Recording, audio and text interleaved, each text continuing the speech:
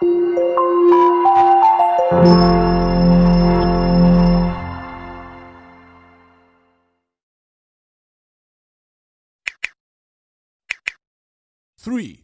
two, one, go. Assalamualaikum warahmatullahi wabarakatuh. Perkenalkan, nama saya Firman dari Prodi Pendidikan Fisika angkatan 2019. Di sini saya akan menjelaskan tentang multimedia pembelajaran. Pengertian multimedia pembelajaran. Multimedia adalah media yang menggabungkan dua unsur atau lebih. Media yang terdiri dari teks, grafik, gambar, foto, audio, video, dan animasi secara terintegrasi. Menurut Barker and Tucker 1990, multimedia diartikan sebagai kumpulan dari berbagai peralatan media berbeda yang digunakan untuk presentasi. Sedangkan Tan Sen Chen dan Angela F.L. Wong menyatakan bahwa multimedia secara tradisional merujuk kepada penggunaan beberapa media, sedangkan multimedia pada zaman sekarang merujuk kepada penggunaan gabungan. Sejarah multimedia pembelajaran. Sekitaran pertengahan abad 20, usaha pemanfaatan alat visual mulai dilengkapi dengan peralatan audio, maka lahirlah peralatan audio visual pembelajaran. Usaha-usaha untuk membentuk pembelajaran abstrak menjadi lebih konkret terus dilakukan. Dalam usaha itu, Edgar Dale membuat klasifikasi 12 tingkatan pengalaman belajar dari yang paling konkret sampai yang paling abstrak. Klasifikasi tersebut kemudian dikenal dengan nama kerucut pengalaman (John of Experiences). Karakteristik media pembelajaran. Sebelum guru memilih dan menggunakan multimedia pembelajaran, ada beberapa hal yang perlu diperhatikan, seperti karakteristik dan juga fungsi dari multimedia pembelajaran. Berikut ini beberapa karakteristik multimedia pembelajaran.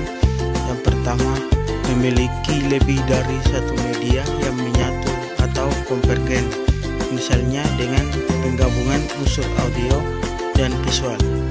Kedua, bersifat interaktif yang memiliki kemampuan untuk mengakomodasi respon pengguna.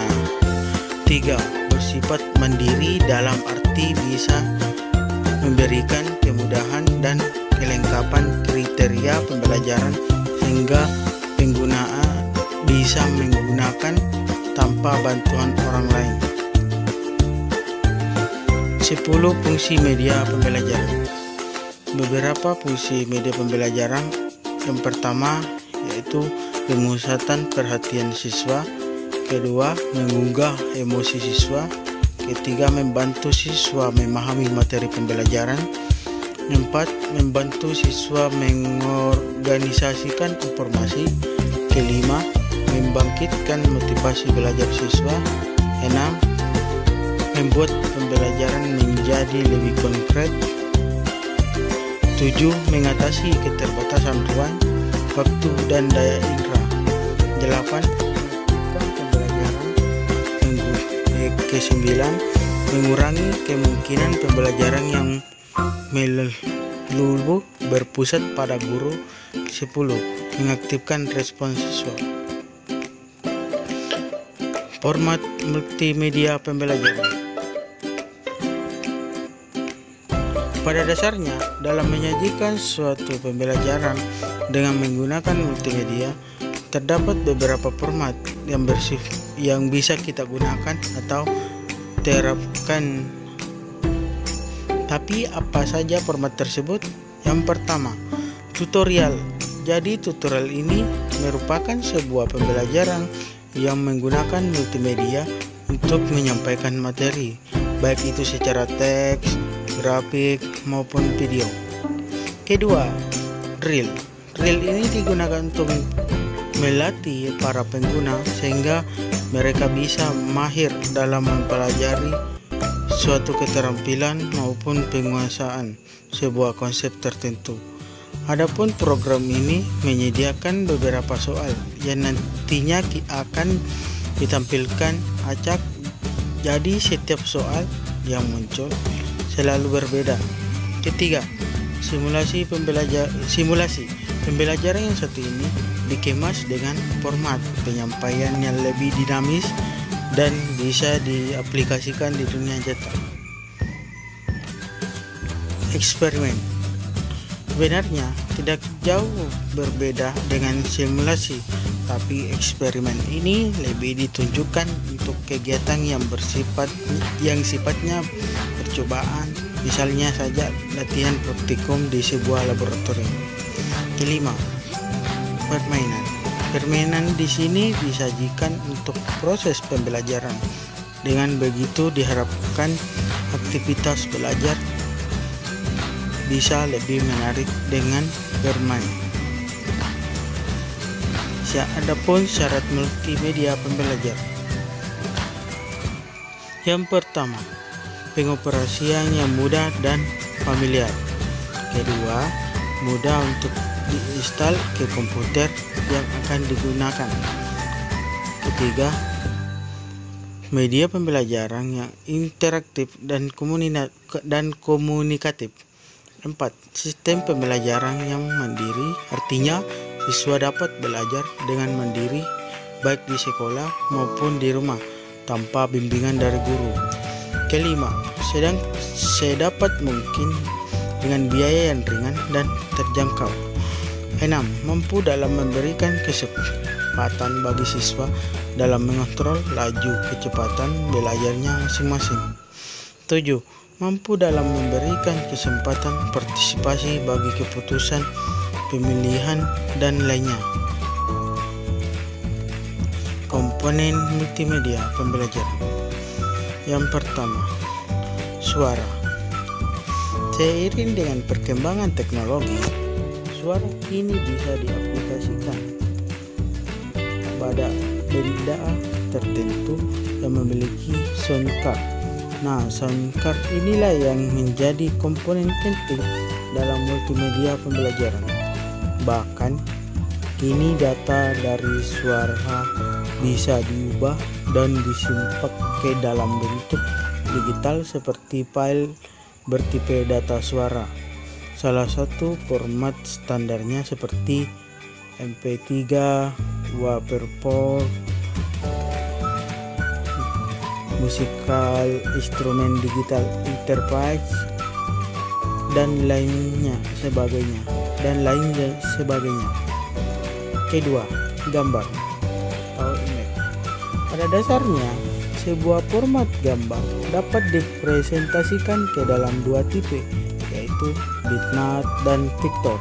Perbedaan dari kedua vektor ini adalah file bitmap berisikan informasi warna RGB dalam setiap pikselnya. Pada vektor tidak berisikan informasi RGB, file bitmap dapat dilihat langsung ke keragaman warnanya yang dapat disimpannya. Ketiga, teks. Selain itu, teks juga merupakan bagian dari multimedia yang tidak dapat atau tidak boleh ditinggalkan, karena teks dapat membantu melengkapi informasi yang dibutuhkan oleh user yang tidak dapat disampaikan hanya dengan menggunakan tampilan-tampilan gambar yang menarik. Keempat, video merupakan elemen yang menjadi syarat untuk dihadirkan sebagai kelengkapan dalam sebuah aplikasi multimedia. Yang kelima, animasi atau animation. Animasi merupakan perubahan gambar satu ke gambar berikutnya sehingga dapat membentuk suatu gerakan tertentu.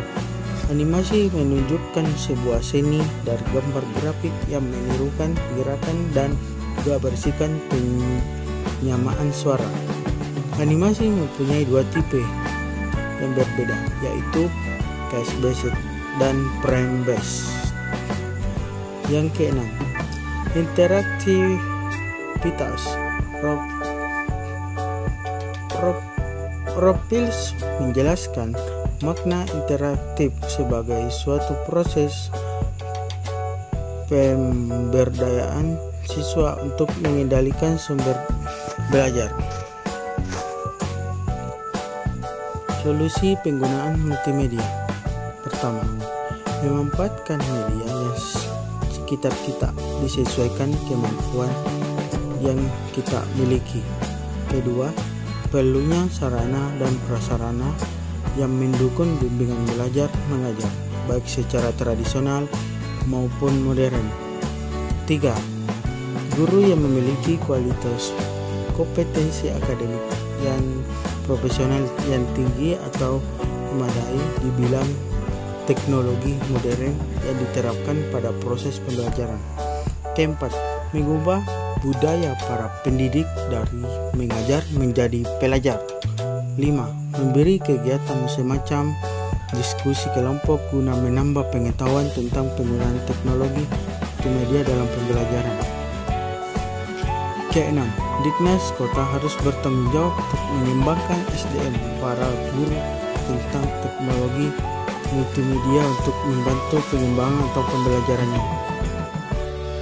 Sekian dan terima kasih. Wabillahi taufiq wal hidayah. Wassalamualaikum warahmatullahi wabarakatuh.